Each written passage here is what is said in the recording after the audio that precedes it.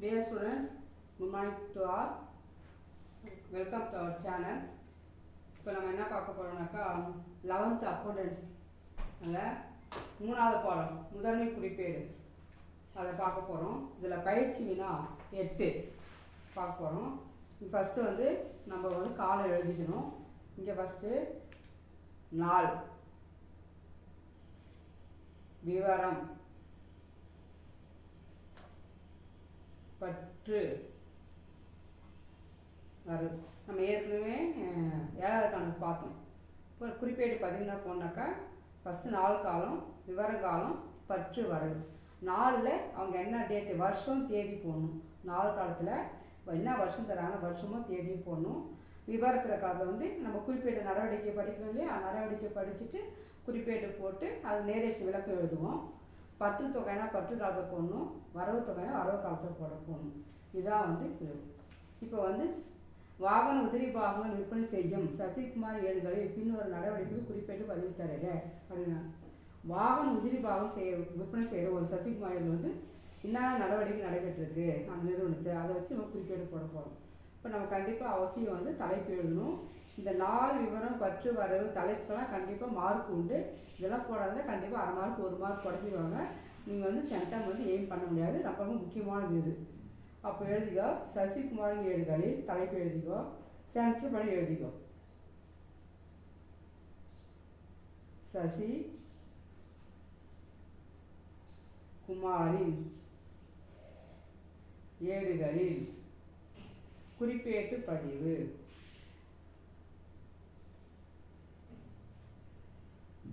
அப்படின்னு தலைப்பு எழுதிக்கிறோம். இப்போ நம்ம கணக்கு பார்க்கலாம். 2017 அக்டோபர் கொடுத்துருக்காங்க பாருங்க. நாலு காலத்தில் 2017 அக்டோபர் 1 அப்படின்னு போட்டுக்கோம். வியாபாரம் தொடங்குவதற்கு இட்ட சரக்கின் மதிப்பு 40,000. நம்ம 7வது கணக்கு பார்த்தோம். கண்டிப்பாக அந்த குறிப்பேடு பதிவு போகிறதுக்கு பொன்னான விதி, கணக்கில் பொன்னான விதி கண்டிப்பாக அவசியம் ஒவ்வொரு மாணவருக்கும் தெரிஞ்சுக்கணும். அது தெரிஞ்சாதான் கணக்கு போட முடியும். இந்த விதியை ஃபஸ்ட்டு ஒரு முறை பார்த்துடலாம். ஆள்சார் கணக்கு, ஆள் ஒரு நபரை குறிக்கும். அப்போ நான் ஆள்சார் பெருகுவரை பற்று செய்க, தருகுவரை வரவு செய்க. சொத்து கணக்கு உள் வருவதை பற்று செய்க, வெளிச்செல்வதை வரவு செய்க. அதே போல் பெயரளவு கணக்கு, பெயரளவு கணக்கு செலவுகளை நட்டங்களை பற்று செய்க, வருமானத்தை ஆதாயத்தை வரவு செய்க அப்படின்னு சொல்லிட்டு நம்ம 7வது கணக்கில் இந்த பற்று வரவை பற்றி தெளிவாக சொல்லியிருக்கோம். இதுதான் விதி. இந்த விதியை வச்சு தான் நம்ம கணக்கு போட போகிறோம். இப்போ நம்ம ஒவ்வொரு நடவடிக்கையும் படிச்சுட்டு இந்த ஒவ்வொரு நடவடிக்கையும் இப்போ நம்ம சொன்னல கணக்கில் பொன்னான விதி, அந்த பொன்னான விதி 2 விதி போடணும், இல்லை 1 விதி போடணும். அந்த விதி போடுறது நம்ம இப்போ கணக்கு போட போகிறோம். இப்போ வியாபாரம் தொடங்குவது விட்ட சரக்கின் மதிப்பு. சரக்குன்னா என்னது? சரக்கு சொத்து, சரக்குனா சொத்து. அப்போ வியாபாரம் தொடங்குறதுக்கு சரக்கு வந்து 40,000 போடணும். அப்போ என்ன வரும் சொல்லு பார்க்கலாம். இது பார்த்தீங்கன்னா சரக்கிருப்பு கணக்கு பற்று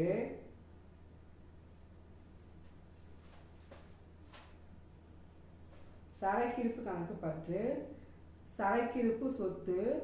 ஒரு நிறுவனத்துக்கு சொத்து உள்ள வருது, சரக்கு உள்ள வருது. அப்போ வந்து சொத்து கணக்கு விதி பிரகாரம் உள் வருவதை பற்று செய்க, வெளிச்செல்வதை வரவு செய்க. அப்போ ஒரு நிறுவனத்துக்கு சரக்கு உள்ள வருது, அப்போ சொத்து விதி இதுக்கு பொருந்தது. உள் வருவதை பற்று செய்யனாக்கா சரக்கிருப்பு கணக்கு பற்று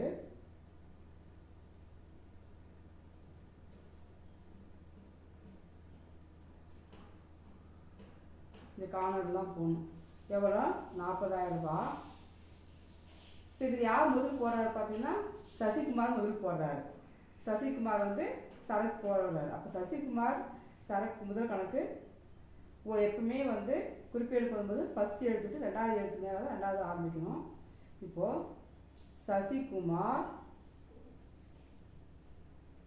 முதல் கணக்கு வரவு 40,000. கண்டிப்பாக விளக்கம் வந்து எழுதணும். ஒரு ஷார்ட், இந்த நடவடிக்கைக்கு வியாபாரம் தொடங்குவதற்கு இட்ட சரக்கின் மதிப்பு இந்த நடவடிக்கைக்கு ஒரு ஷார்ட் நேரேஷன் எழுதணும். ஷார்ட்டு டிஸ்பிளின் நேரேஷன் எழுதணும், ஒரு விளக்கம் எழுதணும். இப்போ என்ன அது எழுதலாம்? அதுக்கு பார்த்தீங்கன்னாக்கா சசிகுமார் வியாபாரத்துடன் இட்ட சரக்குன்னு போடலாம். சசிகுமார் பிராக்கெட் தான் எழுதணும்.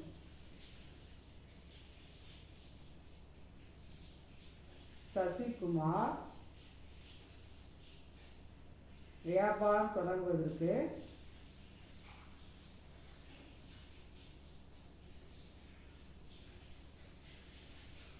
இட்ட சரக்கிருப்பு அப்படி விளக்கம் எழுது.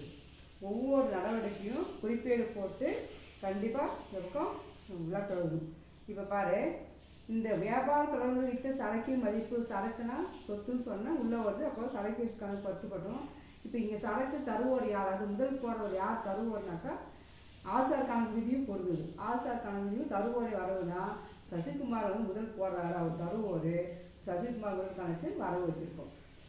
அதுக்கடுத்து 3ஆம் தேதி நடவடிக்கை பாரு, வணிகத்தில் இட்ட ரொக்கத்தின் மதிப்பு. இவர் என்ன பண்ணுறாரு, 40,000 ரூபாய் சரக்காகவும் கொடுக்குறாரு. 3ஆம் தேதி 60,000 ரூபாய் பணமாக தர்றாரு. 3ஆம் தேதி அவர் வந்து இதே வணிகத்துக்கு என்ன பண்ண 60,000 ரூபாய் பணம் தர்றாரு. அப்போ ரொக்கம்னா என்ன சொன்னேன், சொத்து. அப்போ ரொக்கம் உள்ளே வருது. அப்படின்னா அது ரொக்க கணக்கு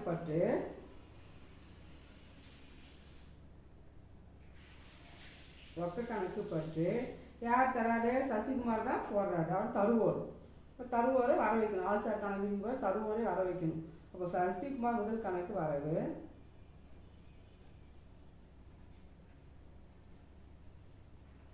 எவ்வளோ தொகை பார்த்தீங்கன்னா 60,000. பிராக்கெட் எழுதிக்கோ, சசிகுமார்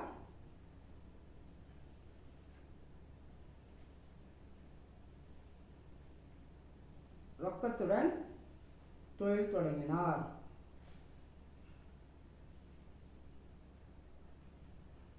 ரொக்கத்துடன் தொழில் தொடங்கினார். இப்போ 4ஆம் தேதி பாரு, அவங்க என்ன டேட் கொடுக்குறாங்க அந்த டேட் தான் போடணும். இப்போ 4ஆம் தேதி பார்த்தீங்கன்னா அருளிலிருந்து கடனுக்கு வாங்கிய சரக்கின் மதிப்பு நம்ம பார்த்தோம். வாங்கியது அப்படின்னாவே கொள்முதல். இப்போ கொள்முதல் 2ஆக பிரிக்கும். ஒன்று வந்து ரொக்க கொள்முதல், இன்னொன்று கடன் கொள்முதல். இங்கே என்ன, இந்த கடனுக்கு வாங்கிய சரக்குன்னு கொடுத்துருக்காங்க. கடனுக்கு வாங்கிய சரக்கு மதிப்பு 70,000. அப்போ என்ன, அது கொள்முதல் கணக்கு பற்று. இங்கே யார் அங்கே தருவார், அருளிலிருந்து வாங்குகிறோம். அருளிலிருந்து வாங்குகிறோம். அப்போ அங்கே அருள் யார், அங்கே தருவோர். அப்போது 2 விதியுமே பொருந்துது. ஆசார் கணக்கு விதியும் பொருந்துது. கொள்முதல் கணக்கு சரக்கு உள்ளே வருது. இப்போ சொத்து கணக்கு விதி 2 விதியுமே பொருந்துது. அப்போ கொள்முதல் கணக்கு பற்று போடலாம், இல்லை கடன் கொள்முதல்னு போடலாம். கடன் கொள்முதல் கணக்கு பற்று, கடன் கொள்முதல் கணக்கு பற்று அருளிலிருந்து அருள் தருவோர் இல்லை பாருங்க, ஒரு 2 எழுத்து தள்ளி தான் எழுதுவார். அருள் கணக்கு வரவு எவ்வளோ தொகை, கடன் கொள்முதல் 70,000 பற்று, வரவு 70,000. இங்கே விளக்கம் வந்து கடன் கொள்முதல் எழுதிடுங்க. விளக்கம் வந்து கடன் கொள்முதல் அப்படின்னு. அதுக்கடுத்து 6ஆம் தேதி நடவடிக்கை பாருங்கள். அருளுக்கு திருப்பிய சரக்கின் மதிப்பு. 4ஆம் தேதி அருளுட்டுனவன நான் 70,000 ரூபாய் சரக்கு நம்ம கடனுக்கு வாங்குகிறோம். ஆனால் 6ஆம் தேதி 2 நாள் கழித்து என்ன பண்ணுறோம், 10,000 ரூபாய் சரக்கு திருப்பி அனுப்பிடுறோம். அப்போது கொள்முதல் கணக்கு பற்றுனா கொள்முதல் திருப்பு கணக்கு வரது.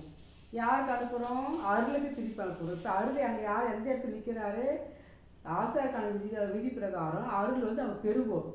அருளிட்டிருந்து வாங்கணும். அப்போ அவர் தருவோராக இருக்கார். இப்போ இந்த சரக்கு திருப்பி அவருக்கு அனுப்புகிறோம். இப்போ அருள் இருந்தது பெறுவோர்.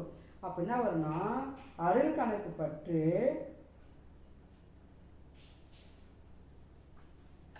கொள்முதல் திருப்ப கணக்கு வரது. கொள்முதல் திருப்பம் கணக்கு வரவு. இந்த கொள்முதல் திருப்பத்துக்கு இன்னொரு பேருக்குன்னு சொன்னேன், வெளித்திருப்பம். கொள்முதல் திருப்பத்துக்கு இன்னொரு பேர் வெளித்திருப்பம். எவ்வளோ, 10,000 ரூபாய். இன்னொரு சொல்கிறேன் பாருங்க. 4ஆம் தேதி அருளிலிருந்து 70,000 ரூபாய் சரக்கு வந்து கடனுக்கு வாங்குகிறோம். 6ஆம் தேதி அதை 10,000 ரூபாய் சரக்கு அருளுக்கு திருப்பி அனுப்புகிறோம். இப்போ அவங்க வந்து ஆசார் கணக்கு விதிக்கு வர அருளை வந்து என்பது பெறுவோர் இடத்துல இருக்காரு. அப்போது பெறுவோரை பற்று செய்க அருள் கணக்கு பற்று வாங்கின சரக்கு திருப்பி அனுப்புகிறோம். கொள்முதல் திருப்ப கணக்கு வரவு 10,000 ரூபாய். இப்போ அருளுக்கு திருப்பிய சரக்குன்னு எழுதிக்கோ. விளக்கம் அருளுக்கு திருப்பிய சரக்கு. இந்த விளக்கம். அதுக்கு 10ஆம் தேதி நடவடிக்கை பாருங்க. அருள் கணக்கு செலுத்திய தொகை. 4ஆம் தேதி 70,000 ரூபாய் கடனுக்கு சரக்கு கடனுக்கு வாங்குகிறோம். 6ஆம் தேதி 10,000 ரூபாய் சரக்கு கொடுத்துட்டோம், 2 என்ட்ரி போட்டோம். 10ஆம் தேதி என்ன பண்ணுறோம், அருள் கணக்கில் செலுத்திய தொகை 60,000 ரூபாய் மீட் பண்ணால் அவர் கணக்கு செலுத்திட்டோம். அப்போ யார் என்ன வரும், அருள் கணக்கு பற்று. அருள் தான் பெறுவோர், அருள் தான் பெறுவோர். அருள் கணக்கு பற்று, அருளுக்கு 60,000 ரூபாய் கொடுக்குறோம். அருள் பெறுவோர், அருள் கணக்கு பற்று அப்படின்னா அது எங்கே வெளியே போகுதுன்னா, வெளியே போகுது, ரொக்கம் வெளியே போகுது. சொத்து கணக்கு விதி ரொக்கம் வந்து வெளியே போனாக்கா அது இப்போ ரொக்க கணக்கு வரவு 60,000 ரூபாய். பற்றில் 60,000, வரவு 60,000. இப்போ இங்கே இப்போ அருள் கணக்கு செலுத்திய தொகை நீ விளக்கம் எழுதணும். அருள் கணக்கில் செலுத்திய தொகை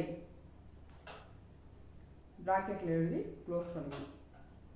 அதுக்கு அடுத்து பார்த்தீங்கன்னா 15ஆம் தேதி பாரு, சந்திரனுக்கு கடனுக்கு விற்ற சரக்கு மதிப்பு. இப்போ இது வரைக்கும் நம்ம கொள்முதல் பார்த்தோம்.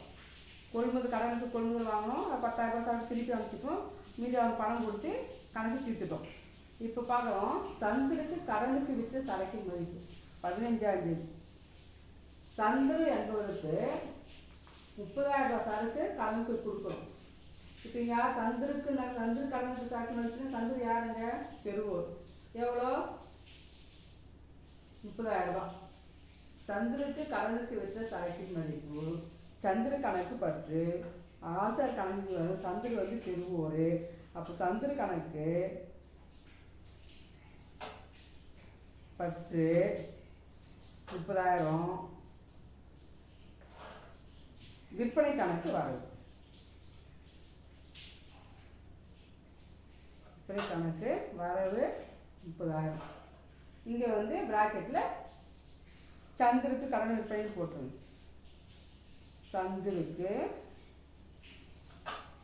கடன் விற்பனை. அதுக்கடுத்து 18ஆம் தேதி பாரு, 15ஆம் தேதி 30,000 ரூபாய் சரக்கு சந்திரட்டு வாங்குறோம். 18ஆம் தேதி என்ன பண்ணுறோம், சந்திர திருப்பி அனுப்பி சரக்கு. சந்திர வந்து சரக்கு திருப்பி அனுப்பிச்சிடுறாரு. சந்திர 30,000 ரூபாய் சரக்கு வாங்கி போனவர் 6,000 ரூபாய் சரக்கு நம்ம திருப்பி அனுப்புகிறாரு. அப்போது சந்திர திருப்பி அனுப்பி சரக்கு அந்த சந்தூர் யாருங்க, தருவோர். அப்போது என்ன வாங்கின சரக்கை திருப்பி அனுப்பிச்சிடுறாரு. அப்போது விற்பனை திருப்பம். விற்பனை வரவுனா விற்பனை திருப்பம் பற்று. வாங்கி விற்ற சரக்கை திருப்பி அனுப்பிச்சிடுறாரு. அப்போது விற்பனை திருப்ப கணக்கு பற்று. விற்பனை திருப்பத்துக்கு இன்னொரு பேர் உள் திருப்பம் உண்டு. விற்பனை திருப்ப கணக்கு பற்று.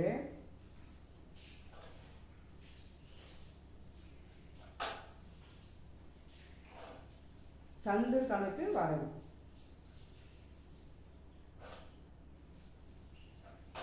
எவ்வளோ, 6,000 ரூபாய் சரக்கு திருப்பி அனுப்பிச்சிடுறாங்க. 30,000 ரூபாய் சரக்கு விற்றுறோம். 30,000 ரூபாய் சரக்கு 15ஆம் தேதி விற்கிறோம். 18ஆம் தேதி சந்திரன் என்ன பண்ணுறாரு, 6,000 ரூபாய் சரக்கை திருப்பி அனுப்பிச்சிடுறாரு. அப்போ சந்திர கணக்கு பற்று. விற்பனை கணக்கு விற்பனை திருப்ப கணக்கு பற்று. சந்திர கணக்கு வரவு. இப்போ இங்கே எழுதுங்க, விற்பனை திருப்பம். சந்திரக்கு திருப்பிய சரக்கு. சந்திரக்கு திருப்பிய சரக்கு அப்படின்னு விளக்கம் எழுதுறீங்க. அதுக்கு அடுத்து பார்த்தீங்கன்னா 20ஆம் தேதி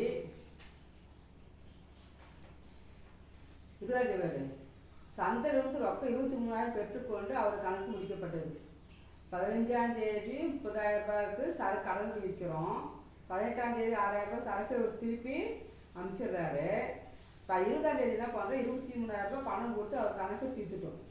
அப்போது 30,000 ரூபாய் சரக்குக்கு 6,000 ரூபாய் சரக்கு திருப்பி வந்து மீதி 24,000 ரூபாய் நம்ம அவர் கொடுக்கணும். ஆனால் நம்ம என்ன பண்ணியிருக்கோம், 23,000 ரூபாய் கொடுத்து கணக்கு முடிக்கப்பட்டோம். அப்போ 1,000 ரூபாய் அங்கே என்ன அது தள்ளுபடி. நம்ம 1,000 ரூபாய் வந்து தள்ளுபடி பண்ணிட்டோம். அவனுக்கு 24,000 ரூபாய் கொடுக்கணும். அதுக்கு பதிலாக நம்ம என்ன பண்ணுறோம், 1000 பிடிச்சி தள்ளுபடி பண்ணிட்டு 23,000 கொடுக்கணும். கொடுத்து அவர் கணக்கு வந்து முடிக்கப்பட்டது அப்படின்னு பார்க்கும்போது ரொக்க கணக்கு பற்று எவ்வளோ தரோம்? ரொக்கம் வந்து 23,000 தரோம். ரொக்க கணக்கு பற்று 20ஆம் தேதி ரொக்க கணக்கு பற்று 23,000 அளித்த தள்ளுபடி. இப்போ 1000 பிடிச்சி தரோம் இல்லையா நமக்கு அவங்க. அப்போ தள்ளுபடி வரும்போது சொல்லணும் அளித்த தள்ளுபடி. நமக்கு 1000 தள்ளுபடி கொடுத்துருக்காங்க. அளித்த தள்ளுபடி பற்று அதாவது சந்திர கணக்கு வரவு. சந்திர கணக்கு சந்திர தான் தரோம். சந்திர கணக்கு வரவு 24,000 ரூபாய். அப்புறம் அது சந்திர ரொக்கம் செலுத்தி கணக்கு முடிக்கப்பட்டது. சந்திருக்கு ரொக்கம் செலுத்தி கணக்கு முடிக்கப்பட்டது.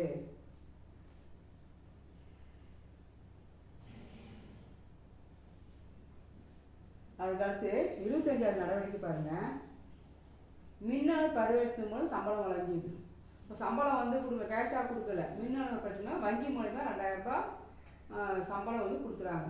இப்போ மின்னணு மக்கள் சம்பளம்னாக்கா எதில் வருதுன்னா பேரல கணக்கு விதி. செலவுகளை நட்டங்களை பற்று செய்க. சம்பளம் வழங்கியது. நான் 7வது கணக்கு சொல்லும்போது சம்பளம் வழங்கியது, வாடகை வழங்கியது, கூலி செலுத்தியது, மின் கட்டணம் செலுத்தியது, மின் பரிவர்த்தனை எல்லாமே என்ன அது பேரல கணக்கு விதியில் தான் வரும். மின்னணு பரிவர்த்தனை மூலம் சம்பளம் வழங்கியது.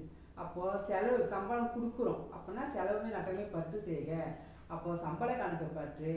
இப்போ யார் மின்னணு பரிவர்த்தனை எதுனா வங்கி. மின்னணு பரிவர்த்தனைங்கிறது தருவோர் யார்? வங்கி. அப்போ சம்பள கணக்கு பற்று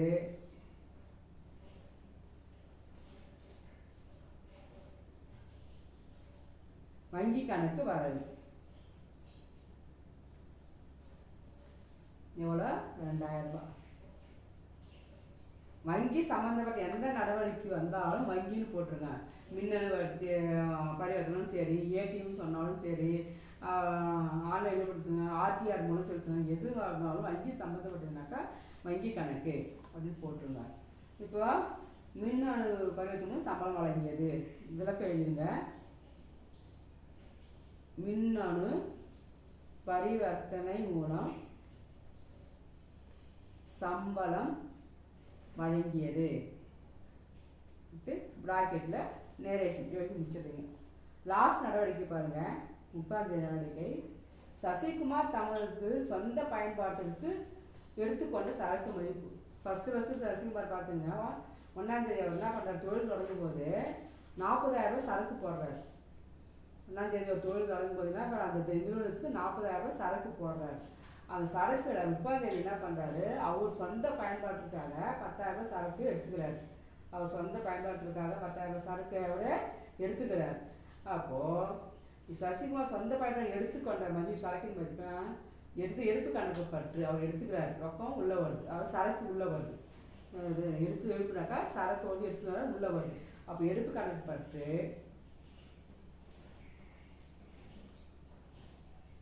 எடுப்பு கணக்கு பற்று என்ன எடுத்துன்னு வராது? சரக்கு இருப்பு கணக்கு வராது. எவ்வளோ? 10,000 ரூபாய். பிராக்கெட் எழுது. சொந்த பயன்பாட்டிற்கு சரக்கு எடுத்துக்கொண்டார். சொந்த பயன்பாட்டிற்காக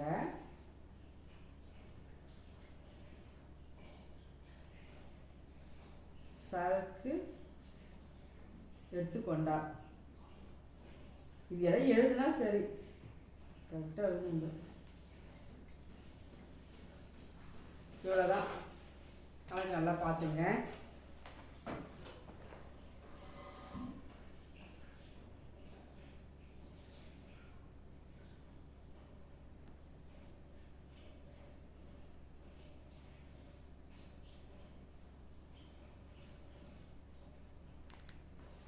ஏதாவது புரியல கேளுங்க. லைக் பண்ணுங்கள், ஷேர் பண்ணுங்கள், சப்ஸ்கிரைப் பண்ணுங்கள்.